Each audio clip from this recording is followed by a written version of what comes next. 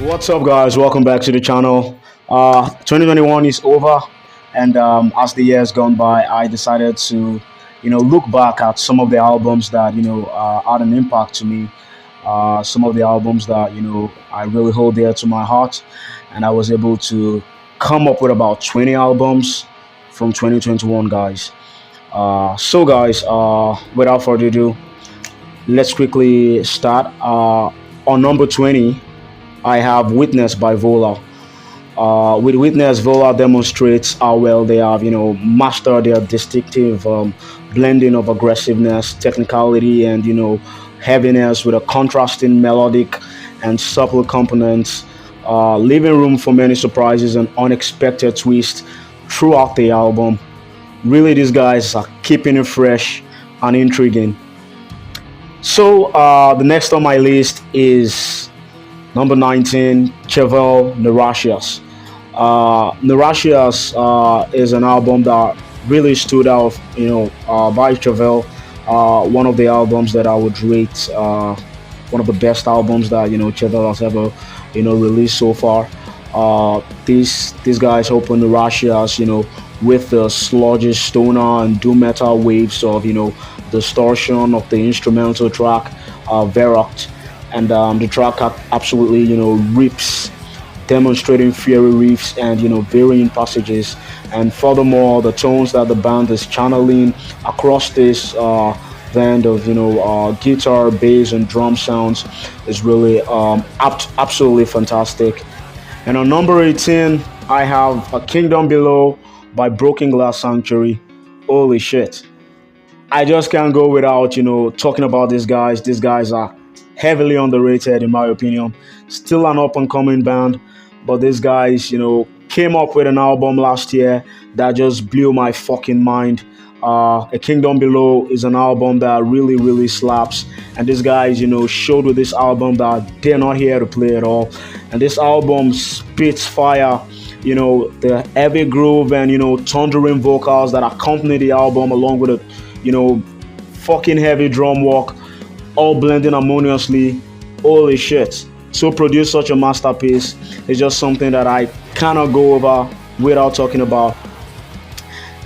And the next on the list, on number 17, I have Hyperdialect by Hacktivist. This is a striking moment of street level and biography in an album full of all of the council estates, great and humble brigadier of the British grimy scene. And it all sums up Hacktivist's ability to feel like both occasionally awkward oddity and breath of fresh air as a heavy band in 2021. This guy's style is so unique, blending a lot of street vibes along with the rap vibes to it, giving it some form of unique nu metalcore sound. Really sick. And on number 16 we have Anthology by Carcosa.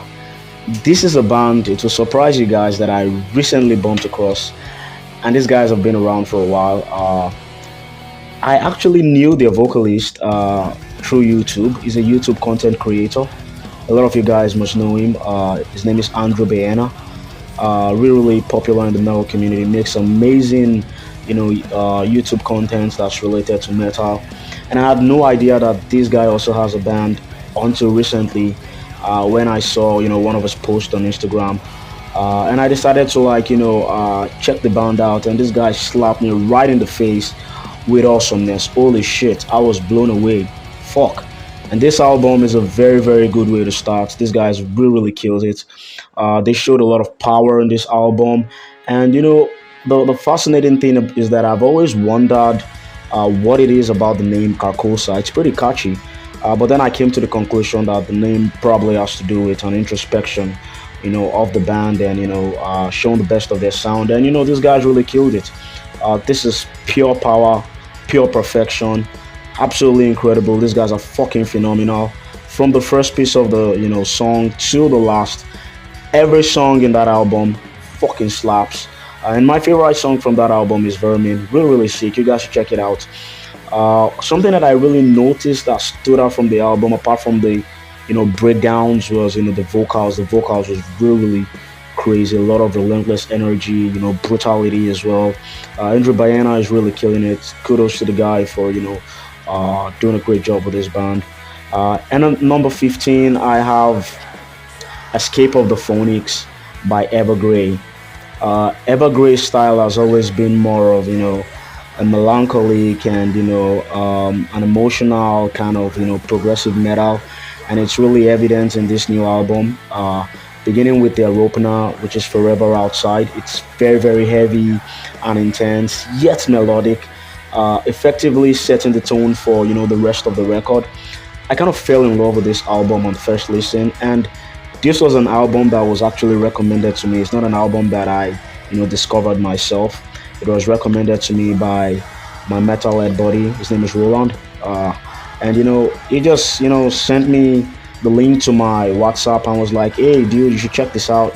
And I decided to check it out and see how it sounds like, and I really wasn't disappointed at all. I got to know the song through him. Roland really did a great job by digging out these guys. Holy fuck, really really sick. These guys are really amazing, and no doubt they deserve to make the list. On number 14, I have This Place Will Be Your Tomb by Sleep Token.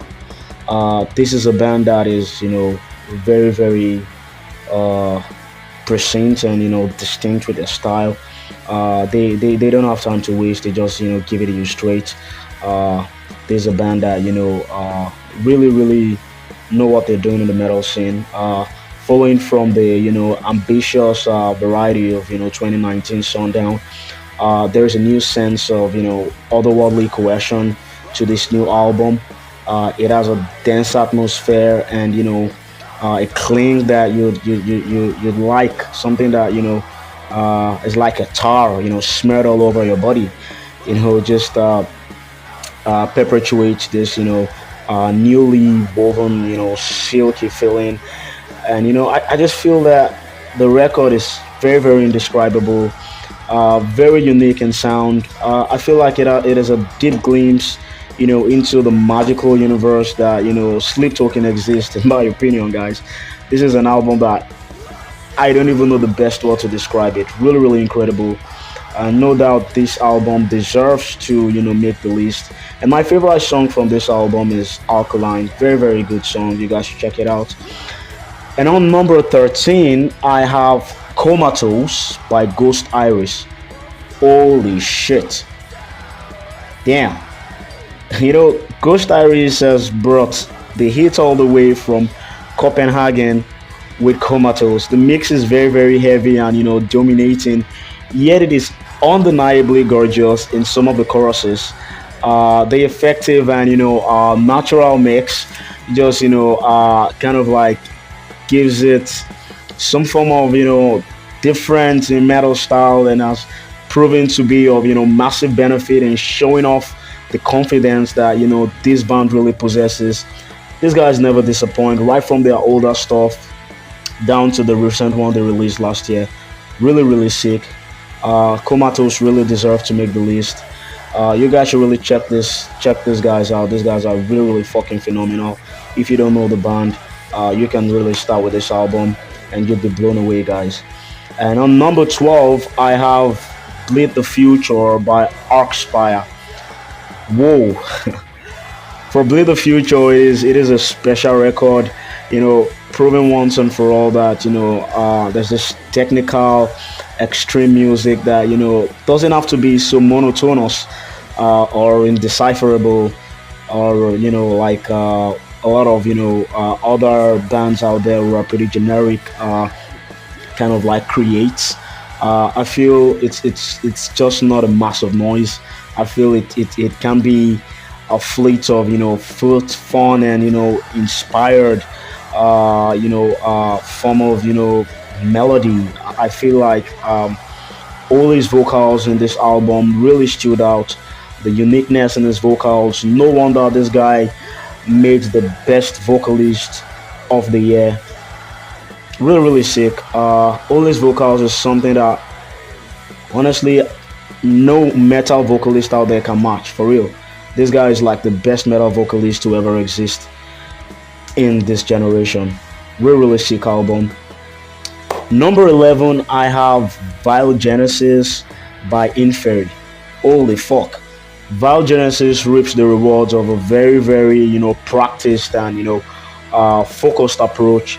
I think it has this, would I say the songs aren't just about a display of, technical depth, wonderworks.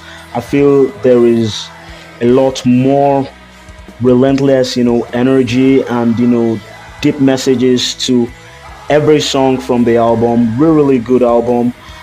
There's also a lot of catchy riff works here, some incredible dynamic signature, and some very, very serious brutality when it's needed. Really, this album is one of the best technical death metal album that I've ever come across, and these guys really deserve to make the list. On number 10, I have the self-titled album of Erra. Erra is one band that is really, really insane. These guys are really good. There's a band that always gives you bangers upon bangers, and you just cannot find anything disappointing from this band. 12 years into their career, these guys have refined all of their key elements to the most potential level, and they found that perfect balance between the progressive veins of the melody and pummeling breakdowns that these guys really give. And I think they are still one of the best classical progressive metalcore bands to ever exist. These guys are really, really sick. And if you're looking to check out this album, here are some list of songs to start with. You can start with Shadow Autonomous, Vanish Canvas. You can also start with Snowblood or Gungrave. These are songs that really, really kick ass from that album. And on number 9, I have Lifeblood by Brand of Sacrifice. Holy shit. Brand of Sacrifice have alongside Shadow of Intent been spearheading a revival in a deathcore scene that is increasingly saturated with bands who just know how to play it well but not offer anything beyond the wicked instrumentals and the big riffs and double kicks and screaming vocals and breakdowns and all of that. I feel like this is a band that really had some form of touch to their deathcore, making them stand out from the rest of the band. With this album, Lifeblood, I think they raised the bar even higher. And the fusion of deathcore with both their electronic and symphonic moments has been a roaring success, in my opinion. I feel like Kyle Anderson is really doing a great job with this band. This guy is one of the best deathcore vocalists to ever exist. If I'm gonna mention my top 10 best deathcore vocalists, Kyle Anderson would surely make the list. Really, really sick album. And on number 8, I have Mare by Harakiri for the Sky. This is an album that was released January last year. It was released pretty early. This album, basks in the euphoria of, melodies and solos without forsaking viciousness. I think Harakiri for the Sky excels at the implementation of, layers reinforced by flawless songwriting and, instrumental performance, concluding, the works with a lot of, progressiveness. Like, these guys are just one of the, what I say, one of the most beautiful post-black metal bands that I've ever come across. And that's courtesy of Matthias Solak, really doing well with the instrumentals, while their vocalist JJ, his raw vocal attack kind of injects some form of brutal and stunning desperation to this album. This album is very, very sick and deserves to be on my number 8. The next album on the list, number 7, is Epilogue by To The Grave. Holy shit. With renewed energy and intensity in the records, back off to complement the stronger production, I think To The Grave's offering feels like an entirely new release. It means that even those that, fell in love with their older album, which is Global Warning, have something to get excited for with epilogues, unyielding deathcore assaults. I feel like this band is really, really pushing boundaries and making themselves known out there. They're letting people know that hey, we exist. Give us a listen. This is one band that really, really slaps. One of my favorite songs from this album is "The Ghost of You," the cover of "My Chemical Romance." This guy's really killed it, giving us the metal version to that track. I think you guys should really check it out. And on to my next one, number 7 on the list is Apia by Volumes. Number 6, I mean to say. This, in a way, I think is a return from the form of the group. I feel like this is something that the band kind of like gives to the fans who has been kind of disappointed in some of the older releases. I feel like this band has improved and giving themselves a chance, back to form with this album. And this is one album that excels above the rest. Throughout the record, Volumes effortlessly mixes their relentless and degenerative style with, a lot of sense of, melodic approachability from the intro. The band's signature heavy sound, paves way for the return to form, which is really, really beautiful. The only downside that I have to this album is the fact that it has a lot of, popish influences. But apart from that, this is an album that really, really slaps as fuck. A very, very good album with a lot of melodic touches to it, which I think kind of pushed this album down to my number 6. On number 5, I have Kin by Whitechapel. This is a confident, sleek, and coherent album. In this album, I think there's a lot of experimentation that was kind of evident. And this is a band that kind of surprised everybody because these guys have been like very, very consistent. One of the veterans in the deathcore genre. These guys have always maintained the sound and style for a longer period of time, and I never really saw anything bad with them experimenting with their sound and style. It's really good. Sometimes you'd always want to change, and one fascinating thing about this album that there were a lot of hits than misses. For a band who's like very, very experienced in the scene, I think their experience comes in play in this album. Really, really sick album. Whitechapel is really pushing deathcore boundaries in a new and interesting direction with this new sound. Really kudos to Phil Bozeman for killing it on the vocals. On number 4, I have Manic by Wage War. Definitely, this is an album that really deserves to make the list. This album received a lot of positive reviews this year, from even their critics, those that criticize their older stuff. This album kind of shut them up. The funny thing is, at first, when I listened to this album, I never really enjoyed it at first listen. It never really sunk in until I began to listen repeatedly. Then I could decipher the beauty in this album. Very, very melodic and crushing at the same time.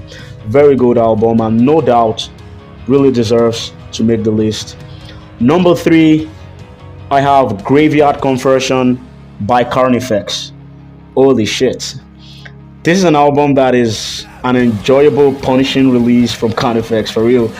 It is very, very clear that this band intends to create the best music possible with, their mold, rather than try to push out the, boundaries. And, I think there is absolutely nothing wrong with that. I feel like, after so long without releasing an album, I think this album kind of like gives their fans some kind of hope, because a lot of fans are beginning to lose hope in the band, thinking that this could probably be the end of the band. But Carnifex just spring surprise by releasing an album after over a decade without releasing any album. I feel like this is an album that really deserves to make the list. Very, very well refined, and I feel like this kind of like, gives that exhilarating feeling to their fans, and they really would not be disappointed at this album at all. Now, guys, I've come down to my last two albums of the year. On number two, I have Eternal Blue by Spiritbox. Holy shit. This is an album that, excuse me, this is an album that definitely made a lot of, metal album reviews of the year. Like, this is an album that really, really, really slaps. An album that just takes metal to a whole new level. It is beautifully crafted, and I think the debut album kind of solidifies Spiritbox's place in the metal scene. It is a certified candidate for album of the year, and no wonder this album makes my number two, because it is full of passion, intensity, and a showcasing of Spiritbox dedication to constantly pushing boundaries and making themselves known out there. And no wonder these guys garnered a lot of fans to themselves. Really, really sick album. Courtney LaPlante and Todd LaPlante, the couple duo, are really, really killing it with this album. Kudos to the guys. And on number one, finally, the album that made my number one is Medeiros by Slaughter for Daddy. Holy shit. A lot of you would not know this album because this is a band that is very, very underground. And it really kills me because these guys deserve way more recognition than they are gaining. For real, these guys really killed it with this album. Medeiros is an album that has a lot of relentless energy and effort. These guys really killed it, from the bone-crushing instrumentals to the wicked breakdowns and the vocal diversity. These guys are really, really sick. And this is a band that, if they are consistent, they would really give Slaughter to Prevail a run for their money, for real. These guys are heavily underrated in my opinion, and I feel like these guys really, really, really deserves to be at the top.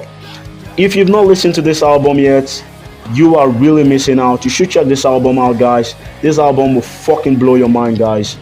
So guys, this brings the end of my top 20 album of 2021.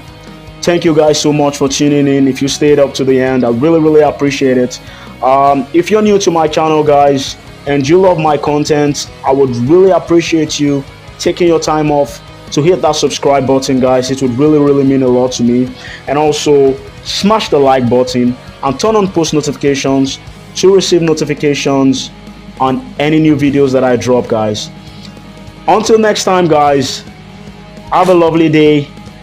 And let me know in the comment section, guys, if you agree with my thoughts or not. Let me know what albums kind of made your year 2021. I would really, really love to read your comments below.